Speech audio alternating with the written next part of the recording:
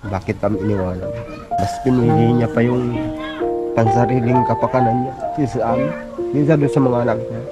Siya yung ama na nakilala natin na batang vendor ng gulay na si Richelle, na nag-iisang bumubuhay sa mga magkakapatid na ito. Eto si Richelle yung una natin siyang makita sa kalsada na ibinibenta niya ang mga lutong gulay ng kanyang lola. Ang batang ito ay walang ibang kahilingan kung hindi ang Sana po umuwi ka na. Mahal ka pa naman ni Papa eh. Kung mahalaga pa kami sa kanya, tapos ito mga anak niya, umuwi na lang siya. Para sa mga bata. tatanggapin mo ba? Tatanggapin ko siya. Kahit gaano kasakit. Mahal ko pa rin siya kasi siya yung inanong mga anak. With no light in your room. Mga kalingap, magandang hapon sa lahat ng viewers natin sa Facebook, sa YouTube. Ngayong araw ay nandito tayo sa isang daan patungo sa bahay nila Richelle. Siya yung bata na nakita natin na naglalako nung mga nakaraang araw. At gusto ko sanang kamustahin dahil nangako ako sa kanya na babalikan ko siya. Nabibisitahin ko siya sa bahay nila. Kaya samahan nyo kami, titingnan natin kung nandito. Tara po. Saan po lang ni Richelle? Yung bata po na naglalako ng gulay. Unahan.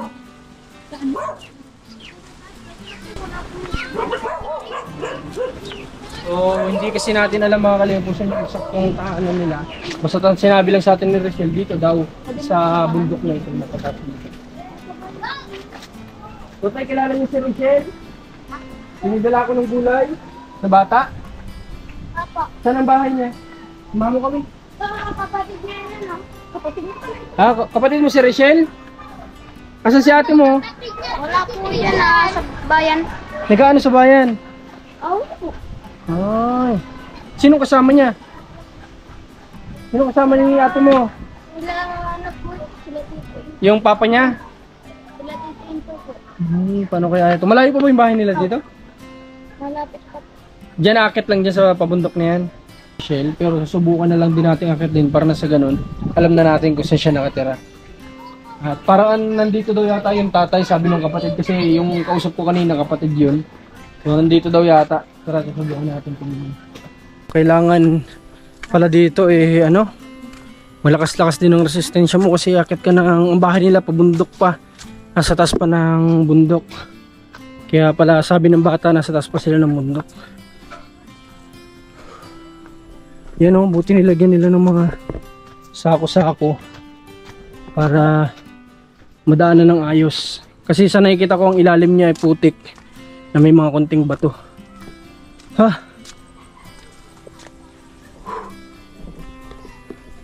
Dito? Ito pala yung bahay nila oh. Ay, grabe. Ano siya? May half body siya kaso nga lang sira-sira yung mga dingding nila. Ayun oh. Tanggal na yung mga dingding. Parang na itong kurtina. Yung bahay nila parang ng kurtina, yung dingding. May bata dito. Dami. Wow. Ay, magandang araw po. Kayo po yung tatay ni Richelle? Nasaan po si Richelle ngayon? Tama po ito. Saan po pupunta? Anong gagawin niyo po ni Richelle? Nagtitigil po yata kasama yung Babalik din kaya sila kagad? Babalik din kagad? baka mamaya pa. Mamaya pa. Saan kaya sa sentro tay? May shop ba yung tito niya dyan o ano? Wala naman. Galing kasing galing ng Pampanga yun. Yung tito niya, kakarating lang. Yung pang isang araw yun. Yung isang araw, okay. So, gusto ko sanang kamustahin si Richelle. Ilan po kayong nakatira dito tatay? Bali, 5. 5? Dito po kayo tayo? Dito po kayo? Bali 5. Pang ilan po si Richelle sa magkakapatid? Panganay. Panganay? Nakwento sa amin ni Richelle na iniwan pala sila ng nanay nila. Ito yung yung pangatlo. Ito yung pangatlo. Bunso, may tsuro din ng kapatid ni Richelle na bunso. Wala kayong trabaho ngayon tay?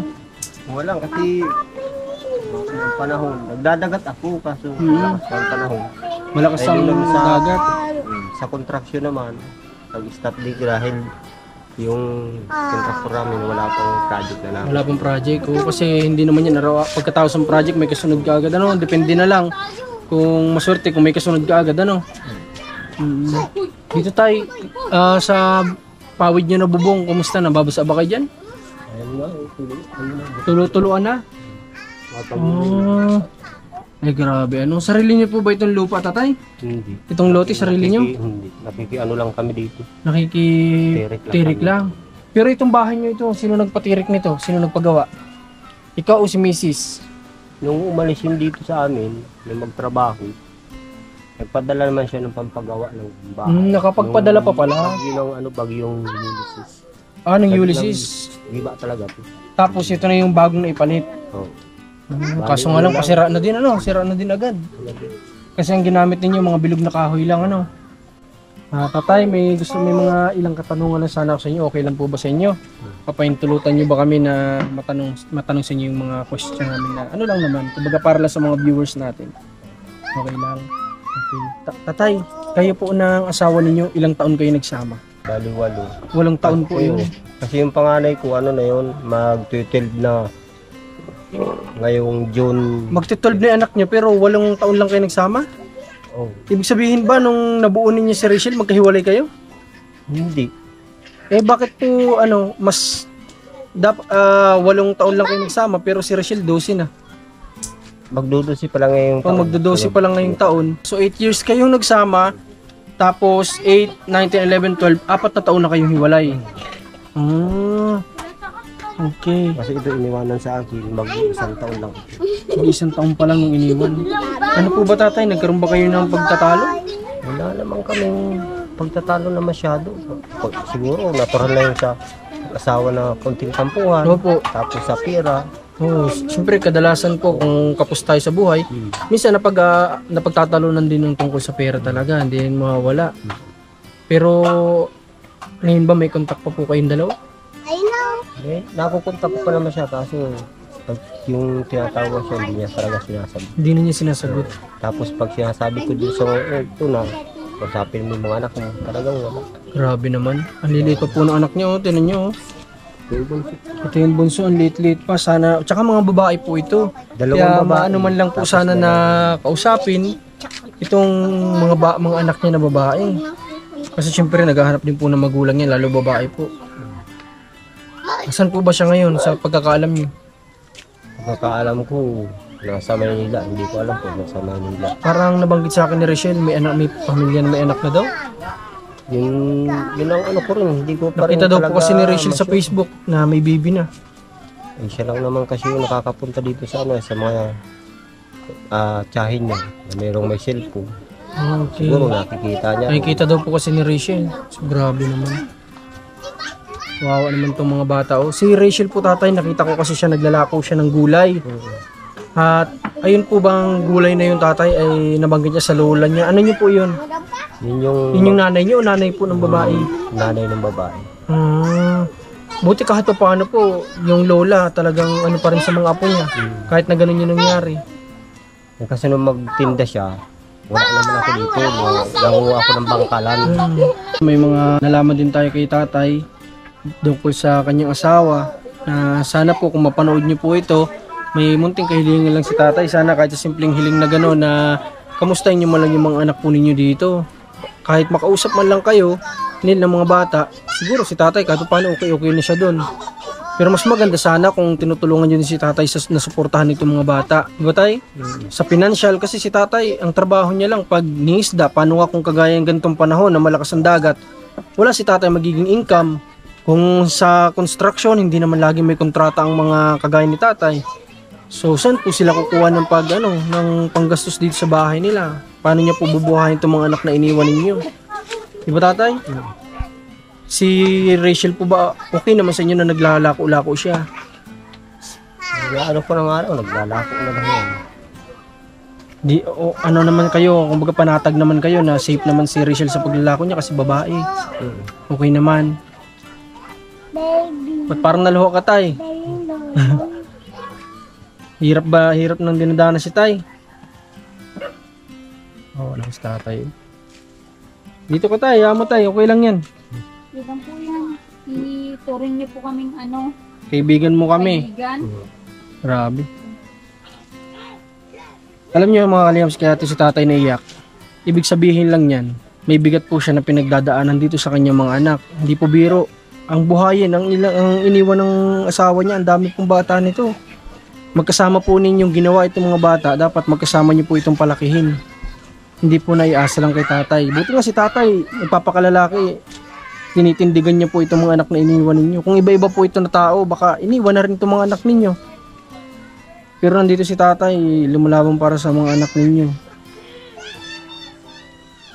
May tay, sana maging way po itong video natin. May gusto ba kayong sabihin sa kanya? Sabihin niyo po sa camera tay, promise mapanood niya po ito. Ay, gusto ko lang naman sabihin doon sa kalibin partner ko na yun. Dito naman kami kasal kasi. Opo, kaya live-in partner. Anong gusto mo sabihin tay sa kanya? Sabihin mo po. Kung ano yung nasa puso mo, nasa loob mo, hinanaing mo. Kasi wala naman akong ginawang mali doon sa kalibin ko na yun. Ang pinagtataka ko lang, bakit kami iniwanan. Mas pinili niya pa yung pansariling kapakanan niya kaysa sa amin. Minsan doon sa mga anak niya. Ang sariling kasiyahan, kumbaga, di ba tay? Grabe oh. Parang nagbuhay dalaga si nanay. 4 na taon na. 1 year old nung iniwan to, di ba? Sabi mo? Oo, mag-iisang taon yun. Mag-1 taon pa lang. Ngayon 4 years old na oh. Grabe. Bilib din ako dito kay tatay. Talagang Hindi ko na nga iniisip yung sarili ko. Para na lang doon sa mga anak ko.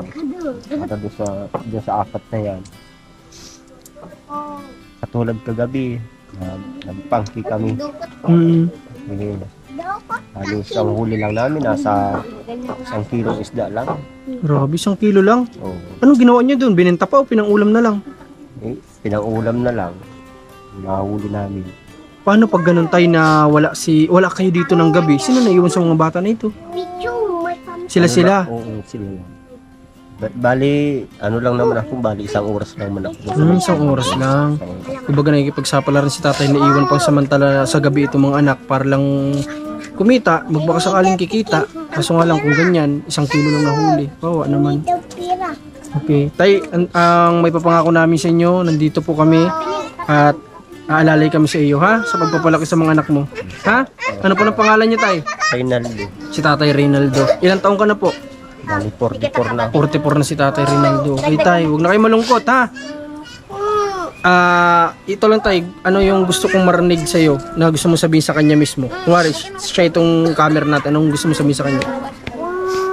Ang gusto kong sabihin dun sa kalibin ko, kung mahalaga pa kami sa kanya, tapos itong mga anak niya, umuwi na lang siya para sa mga bata. Tatanggapin mo ba? Tatanggapin ko siya kahit na ganun pa rin, kung kahit gaano kasakit. Pero, Kahit ganun yung nangyari. Ito tay, may tanong na lang ako sa isa para mamarinig niya. Mahal mo pa ba si nanay? mahal ko pa rin siya kasi siya yung ina ng mga anak. Grabe, sana makonsensya po kayo, nay. Kay tatay, ang lalaki po, bihira po yan umiyak. Kapag ang lalaki po umiyak, mabigat po talaga yung pinagdadaanan yan. Okay. Sige tayo, upo ka muna tayo. Huwag ka na malungkot, ha? Andito kami para alalayan kayo ni Rachel. Rachel, andito na po si Rachel. Rachel, halika. Dali, halika. Halika. Pero tayo, Rachel. Oh, di ba sabi ko sa'yo, pupuntahan kita dito. Oh, na-delay man ako ng ilang araw sa pinangako ko sa yung araw. Andito pa rin naman ako, di ba? Ito, mga pinsan mo ba yan? Mga kalaro mo lang? Di po, pinsan. Pinsang buo. Saka po yun. Okay. Rachel, kailan ka ulit naglako nung pinuntahan kita? Kinabukasan ba naglako ka ulit? Hindi na po, wala na pong panluto eh. Si Lola, wala nang maluto si Lola. Kailan ka ulit nakapaglako ka pa nung nakita kita? Hindi pa. Ano sabi ng lola mo nung naubos mo yung tinda mo ng isang araw?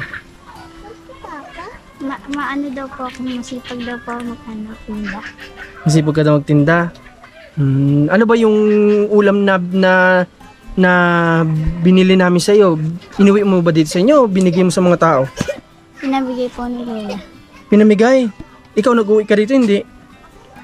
Grabe oh, babait naman ni Rachel, ipinamigay na lang niya yung gulay na binayaran natin sa kanya. At sabi ko nga, magdala din siya dito sa kanila para na sa ganun may pang-ulam na sila. Hindi na sila gagastos pa sa ulam. Oh, Rachel, dito pala ikaw nakatira. Nababasa ba kayo dyan sa loob? Dito lang po. Naabot po ng tubig. Saan ang inaabot ng tubig? Dito po. Diyan. Grabe oh. Paano pag natutulog kayo? Tabi-tabi na lang kayo, nagsisiksika na lang. Po, ako po sa kutsyon, sila papa po sa banig. Ah, bakit ikaw sa kutsyon? Ha? Ngayong araw, unang beses pa lang kita na nakita, may gusto na kaagad na tumulong sa iyo sa mga kagamitan mo sa pag-aaral. At gusto niya, binyag ka na ba? Oh, idagdag mo na siya sa mga ninang mo.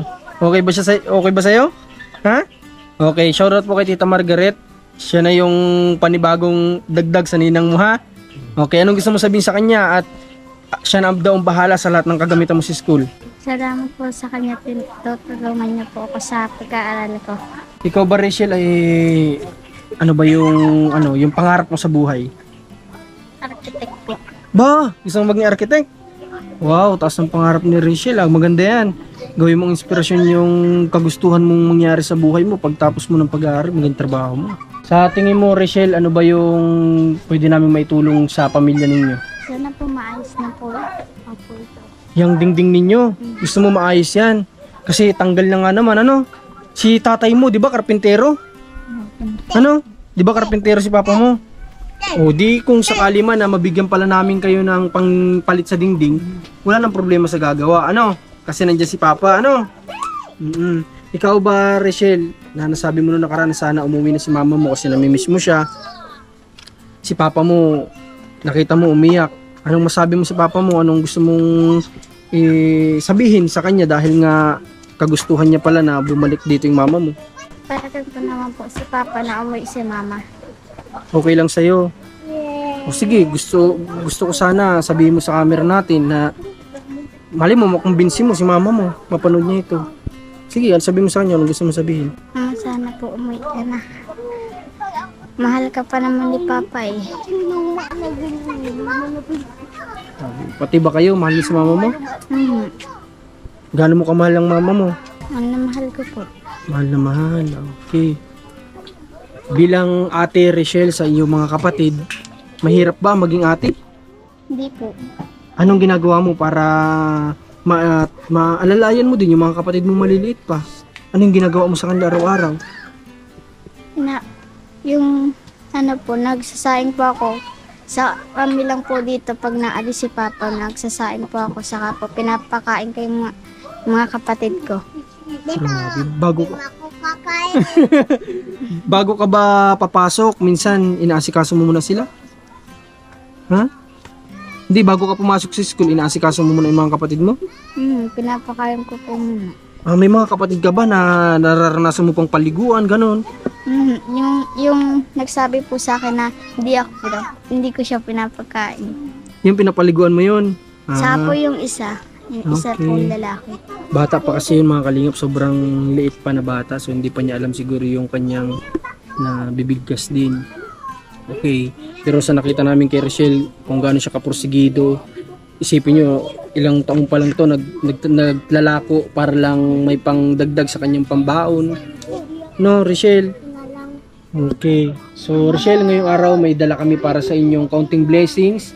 At nandun nga lang sa baba kasi medyo may kataasan nito. Kanina, hindi namin alam kung saan itong bahay mo. So, ngayon, bababa tayo doon at pwede namin bang isama si papa mo? Bababa tayo? Ha? Okay lang? Okay. Sige tayo. Sana bahala. Okay. Sige po. Ingat tayo ha, madulas. Ingat lang. Salamat. Sige po, walang anuman tayo. Rachel, sa ngayon, ito muna yung blessing na madadala namin sa iyo, no? Pero kagaya ng pangako ko sa iyo na babalikan kita, babalik ako, 'di ba? Nandito na ako ngayon. At sa susunod, sana marami pa kaming matutunan sa istorya ng buhay nyo galing sa iyo. Ano? Sana marami ka pa sa aming may kwento, ha? Okay. So, ngayon pupunta muna kami at sa susunod na may blessing kami, ay i-share ulit namin sa inyo. Ha? Okay, ingatan mo yung mga kapatid mo. Pero tayo? Okay, ingat. Sige. So mga kalingap, maraming salamat sa lahat ng patuloy na sumusuporta. Gusto kong i-shoutout lang muna si Ninang Adel Yuson, Adelina, kay Tita Margaret na gustong maging ninang na ni Rachel, at kay Tita Celia, kay Tita Jo. Maraming salamat sa patuloy na pagsuporta nyo sa amin. Sana marami pang blessing din ang dumating sa inyo. Nung sa ganon, marami pa pong kababayan natin dito sa Bicol ang matulungan natin. At kami po ay nagiging daluyan ng pagpapala ninyong mga pinagpapala din ng Panginoon. Salamat po. God bless. Supportan niyo Marcos TV channel, Commander ni Marcos, at Almo Vlog sa kanyang YouTube Facebook page. At kakatapos na ng ribbon cutting niya kanina. At sa ating cameraman na pinsan ko si Rans. Salamat. Ayun, God bless.